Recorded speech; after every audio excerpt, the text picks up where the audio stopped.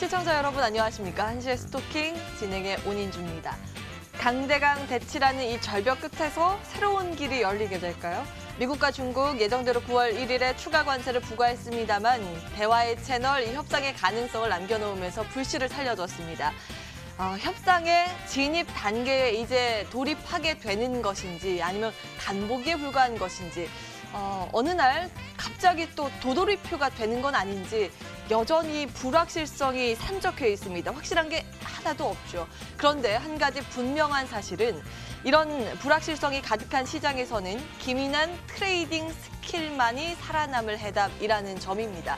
여러분들이 보유하고 계신 종목들 매일매일 새롭게 검토를 해야 하는 이유도 바로 여기에 있는데요. 저희와 같은 고민을 하고 계신 모든 분들과 오늘도 함께하겠습니다. 서울 전화 02786-1022, 1023번 활짝 열어놓을 거고요. 문자 013-3366-8288번입니다. 종목명, 매수가, 비중 적어서 지금부터 보내주시기 바랍니다. 오늘은 이 두 분과 이야기 나눠보겠습니다. 월스트리트 코리아 E3 전문가, 나눔미디어그룹 김명호 전문가 함께합니다. 어서 오십시오.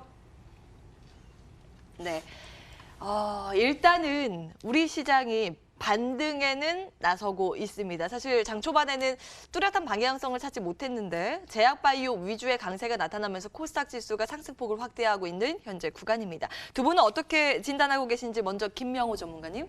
예, 오전장 주요 섹터부터 좀 짚어드린다고 하면 문재인 대통령이 대입, 제도를 재검토한다는 소식에 온라인 혹은 오프라인 교육 관련 종목들이 상승을 보여줬고요. 그다음에 충남 예산에 있는 태양광 시설 내에서 ESS 전력 저장 장치에 화재가 발생했다는 소식에 2차 전지 관련 종목들이 좀 하락을 하는 흐름을 좀 보여주었습니다. 현재 시장 같은 경우는 보합권에 머무르고 있는데 상승하는 모습 보여주고 있는데 미국이 노동절이기 때문에 미중 협상 재개에 대한 기대감 혹은 미중 양측이 모두 지금 관세 인상을 했는데 그런 여파가 미증시에 어떻게 반영이 될지는 좀 지켜봐야 할 것 같습니다. 오늘의 보합 상태, 심심한 장은 아마 내일까지 이어지지 않을까 좀 이렇게 예측을 해봅니다. 심심한 장이다 이렇게 진단을 내려주셨고 내일까지도 이어질 것이다 이렇게 보셨는데 이슬이 전문가님은 어떠세요? 지난주에는 좀 시장 긍정적으로 보셨잖아요. 예, 일단은 오늘장 보시면은 코스피는 이제 약소 하락세로 출발하였고 코스닥은 약소 상승세로 출발하였습니다. 근데 이 의미는 이제 다시 한번 시장이 저는 혼조 장세로 들어섰다 이렇게 판단이 되는데요. 최근 이제 미중 무역 분쟁에 대한 불확실성이 다소 완화된 것은 사실입니다만 과거 경험에 비춰봤을 때 언제 이 변동성이 확대가 되면서 지수에 하락 압력을 가할 것인지는 알 수는 없다고 보여지는데요.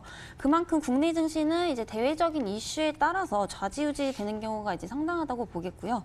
추가 관세를 강행한 만큼 변동성이 확대될 가능성 또한 높아지고 있는 추세라고 보여집니다. 지금 현재 미중 무역 분쟁 지속에 글로벌 교역량이 이제 감소하는 등 경기에 이제 부정적인 영향을 미치는 대외적인 리스크가 커지고 있다고 생각이 되는데요. 최근에 이제 우호적인 분위기에도 추가 관세를 부과할 만큼 이달 미중 고위급 협상은 별다른 성과를 얻지 못할 것 같다 이렇게 분석이 됩니다. 지금 전반적인 글로벌 경기 둔화에 대한 우려가 이어지는 만큼 투자 심리 위축은 이달에도 이어질 것으로 판단이 되고요. 밸류에이션 상으로 저점은 하회하고 있으나 아직 불안한 심리를 잠재울 수 있는 모멘텀이 약간은 부족하지 않나 이렇게 생각이 됩니다. 따라서 적극적인 매수를 통한 수익률 창출보다는 신중한 태도를 가지시고 방어적으로 일단 리스크를 관리하는 것이 우선순위겠고요. 펀더멘털 훼손 가능성이 낮은 고배당주나 어떤 실적주들, 개선 업종 중심으로 대응하는 전략이 필요하다고 보겠습니다. 예, 다시 혼조 장세에 진입을 했다. 두 분의 공통된 진단입니다. 그러면 위험 관리 어떻게 하면 좋을지 그 고민 지금부터 해보겠습니다. 한시의 스토킹 출발합니다.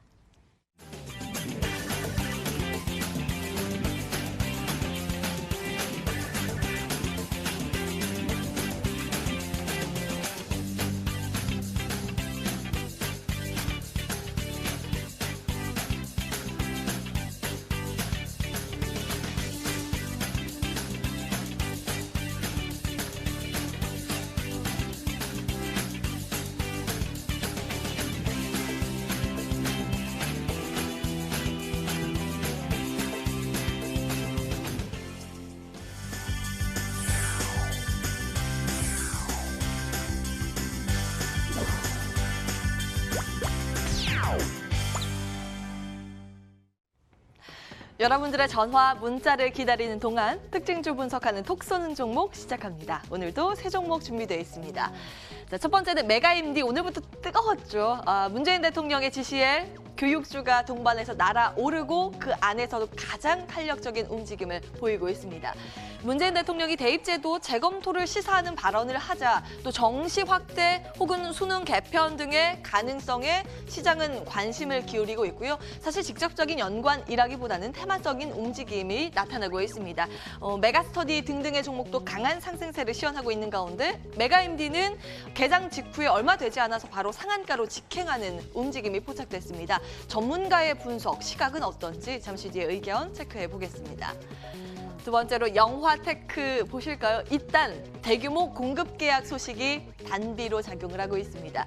전거래일 장중에 이 쌍용차의 140억 원 규모의 엔진룸 정션 박스 공급 계약 체결했다라는 공시가 나오자 큰 주목을 받았는데요. 장 마감된 이후에도 또 다른 공시가 나왔습니다. 현대차의 55억 원대의 규모의 수소 상용차 공급 계약 체결 소식이 공시가 됐고 오늘 주가에 반영이 되고 있는데요. 장중에 상한가도 터치를 했죠. 여전히 20% 넘는 급등 양상 전개를 하고 있습니다. 지금이라도 접근해도 되는 건지 잠시 뒤에 의견 들여다보겠습니다. 자, 마지막 기업은 HLB입니다. IR 일정에 주목되고 있는데요. 흐름 함께 체크를 해보실까요? 내일입니다. 기업 설명이 여의도에서 개최될 것으로 지금 예정이 되고 있는데요. 오는 7일부터 스페인에서 세계 폐암학회가 열립니다. 여기에서 리보세다립의 임상 논문 발표가 예정이 돼 있기 때문에 내일 기업 설명회 IR에서 이 관련 내용들을 이야기하지 않을까 그런 기대감이 주가에 고스란히 전해지고 있습니다. 사실 주가는 지난달부터 움직이기 시작했습니다. 바닥을 다지고 8월 한 달 동안 55.62%의 반등세를 시현했고 오늘도 10% 넘는 반등 추세를 이어가는 상승세를 시현하고 있는데요. 혹시 HLB 그리고 아마 바이오 관련주 동반해서 반등세를 시현하고 있기 때문에 많은 분들 궁금해하고 계실 겁니다. 저희에게 연락 주시기 바라겠습니다. 체크 도와드릴게요. 자, 하나하나 투자 의견 확인을 해보겠습니다. 메가임디부터 볼까요? 이슬이 전문가님. 네, 일단 단기 보유 먼저 말씀드리겠고요. 일단 보유자의 영역이라고 먼저 말씀드리도록 하겠습니다. 일단 메가임디는 비교적 많이 알고 계시는 종목군이실 건데요. 지금 메가스터디의 계열 회사로서 온라인 교육이라든지 학원 사업을 영위하고 있는 회사라고 보시면 되겠습니다. 이제 금일 주가 상승의 요인은 문 대통령이 이제 대입제도 재검토 발언에 시사 관련주들이 이제 전부 급등 추세라고 보시면 되겠는데요. 하지만 이제 교육업 중에서도 가장 먼저 빠르게 상한가를 달성을 했기 때문에 교육업 대장주라고도 보실 수가 있겠습니다. 차트를 보시게 되시면은 작년 2018년 6월 달쯤 약 1년 반 전에 제외하고 크게 수급이 사실상 없었던 종목군이었습니다. 그동안 이제 교육업이라든지 이런 시사업종군들이 시장에서 관심을 받지 못했었다. 이렇게 분석이 되면서 지금 현재 8월 초 신저가 갱신 이후에 이번 주 들어서 반등 구간에 있는 모습을 보실 수가 있겠습니다. 뭐 그동안의 악재로 인한 뭐 증시 하락이라든지 수급 부족으로 인한 주가 하락은 이미 그 전에 선반영이 다 되어 있다고 보여지고요. 이번 주 들어서 강하게 상승 추세로 이제 돌파를 한 모습에서 봤을 때는 이제부터 시작이다. 이렇게 보실 수가 있겠습니다. 그동안의 뭐 주가 하락도 마찬가지겠지만은 모든 종목군들이 지금 현재 다 이렇습니다. 지금 뭐 지수 하락에 따른 어떤 수혜를 받을 수 있는 종목군들이 아니면은 장기간적으로 작년 10월부터 사실상 전체적인 증시는 좋지 않았기 때문에 계속해서 흐름 추세였고요. 이런 장세에서 지금 주봉상 상한가를 달성하고 상향 추세를 돌파한 이런 차트 모양새들은 상당히 지금 좋은 소식이라고 볼 수가 있겠고요.